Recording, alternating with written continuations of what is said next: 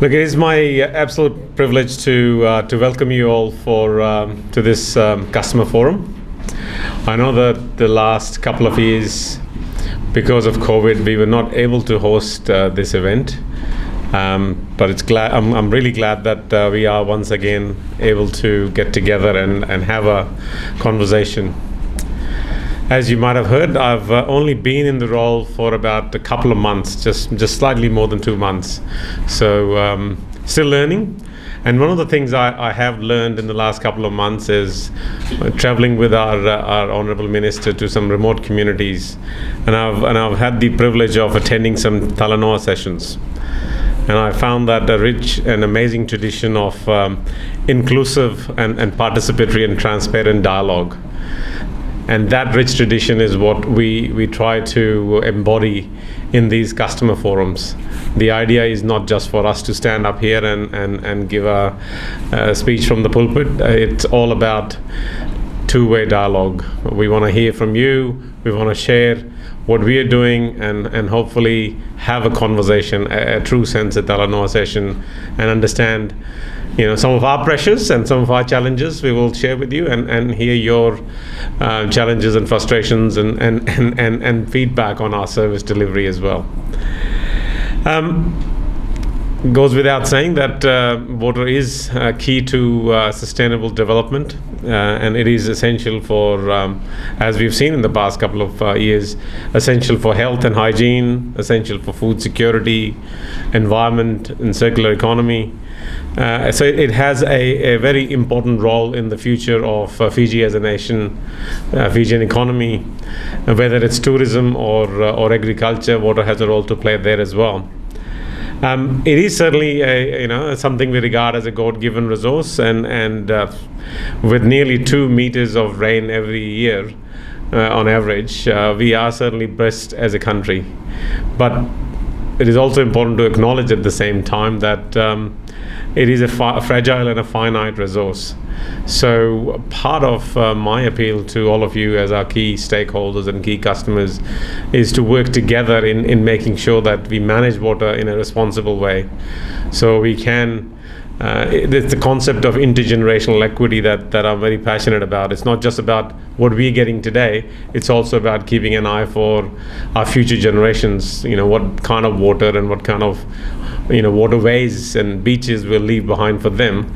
It's important that we work together to make sure that intergenerational equity is central to our thought process.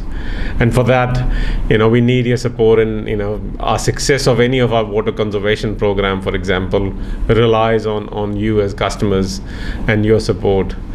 You might have seen in the media lately that we had some major challenges with sewer overflows, and our wastewater networks get blocked with things that they don't belong in the wastewater. And changing that behavior and awareness, again, that's where we rely on our customers to work with us in changing that culture piece. So today's session, as you look at the agenda, is divided into 2 halves, and the intention for that is because we understand our business customers have their own unique challenges, and we want to focus on that. And in the afternoon, we'll be spending some time with our residential customers.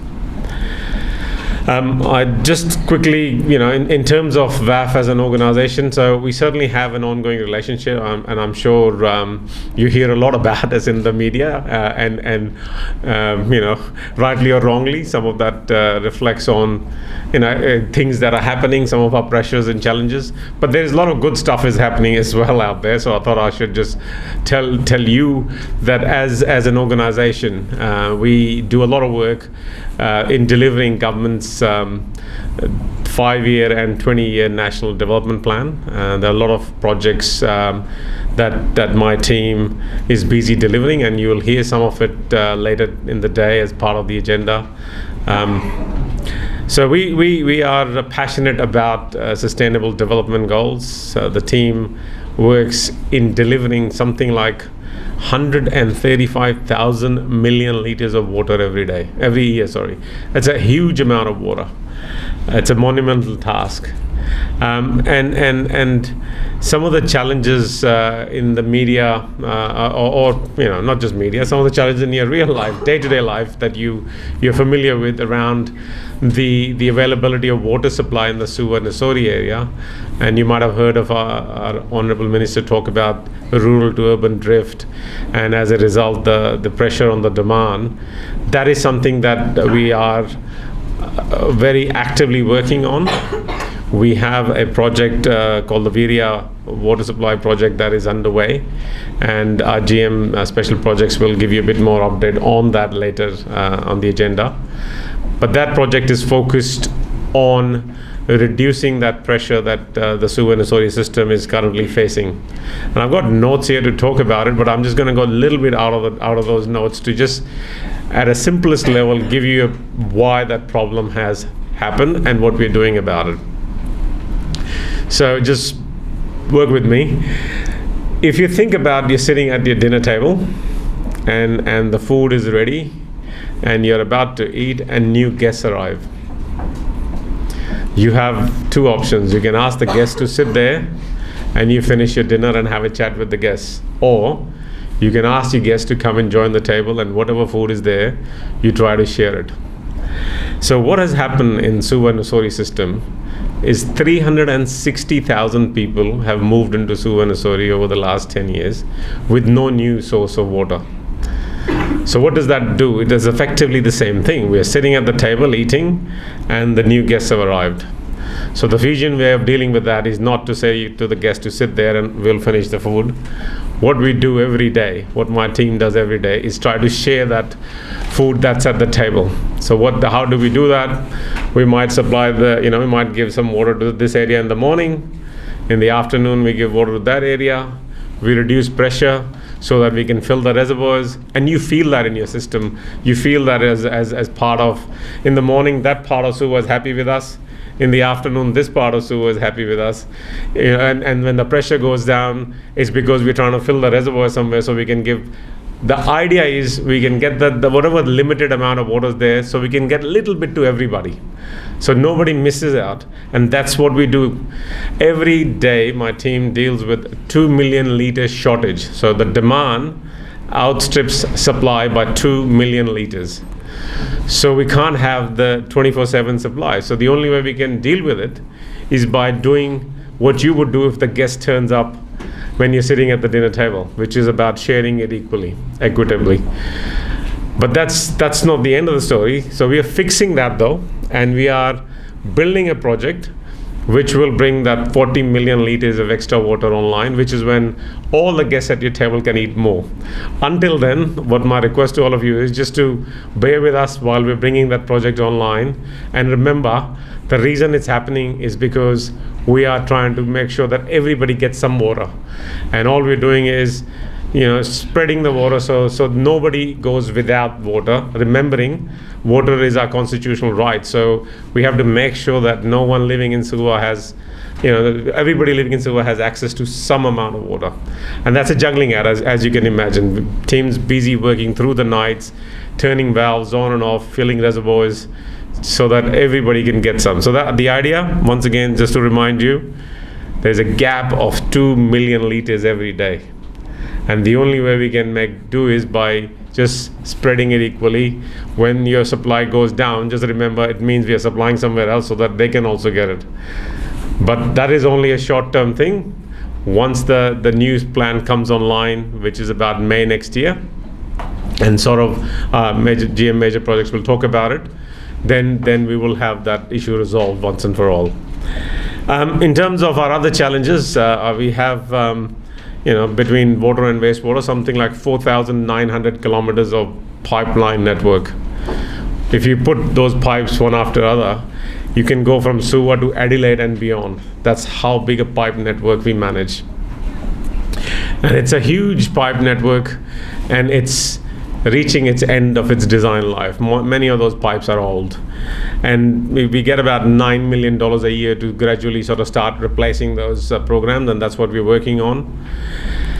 Again, in replacing those pipe networks, there is a role that all of you, I welcome, people to keep an eye on, be our eyes and ears on the roads. If you see there's a bit of a leak somewhere, let us know, because while we have a very, planned proactive maintenance, but the sheer nature of the age of these pipes is that there will be frequent leaks and breaks. So if we get support from you in terms of keeping an eye on those things, we can manage some of that demand, some of those losses better.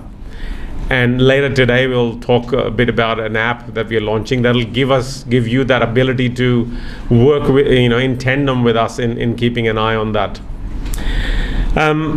So in terms of that infrastructure piece, and I shared that with someone the other day, that if I was a CEO of an airline, I would say to you, look, my aeroplane fleet is old. I'm going to ground it. I'll rebuild it, and then we will relaunch it. And everybody will say, fantastic, what a safety conscious CEO.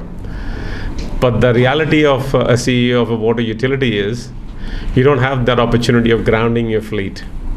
You have to build your planes while flying it.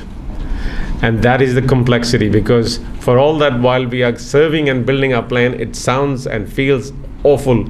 You feel like these guys are not on top of what they're doing, but the reality is we're trying to build the planes while flying it.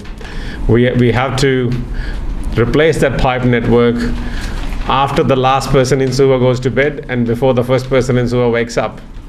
And in between, we have to find opportunities to do this work. So there's a lot happening behind the scene. In terms of service improvement, it will be a slow process, because remember, we're building the plane while flying it. So it's a challenge that'll take a while to get around, but we certainly have a program to renew our assets, and we're working on it. And it's not just about infrastructure assets. We are also doing a lot of work in terms of digital transformation of the organization, and the launch that we have this morning of the customer portal and the app is all about improving access to the organization. We are, the last 2 years of COVID has definitely shifted service delivery and accessibility, and people, I know, all of you as customers would have a much better access through these electronic means of access to WAF. The app will effectively provide you your own customer service center on your smartphones. So that's something that we are working on, and you will hear more about it later in the morning. So as you can see, there is a lot of work that we're working on. Later in the morning, the team will take you through some of those projects, whether infrastructure or the systems project, and I look forward to hearing from you during the course of this morning, your feedback. And your views on how we could improve our service delivery. And with that, it is my great pleasure to once again welcome you all and open the customer forum for 2022. Vinaka Vakalavu, and thank you. Look, I don't have too much more to add other than what I previously said in terms of the app.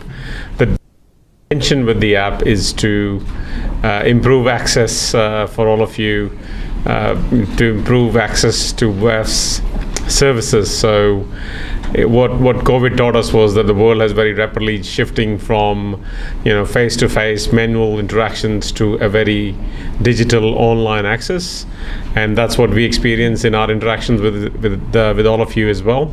So this app provides you with the ability to access your account information, and reach out to for service requests any time of the day, any time 7. So you have the data available at your fingertips. 3, 2, 1.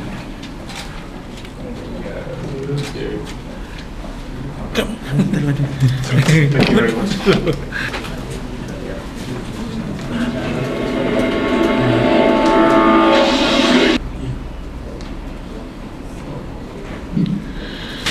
But anyway, it just because you can view your account and also download your water bill. There was the first portion thing and then later I upload.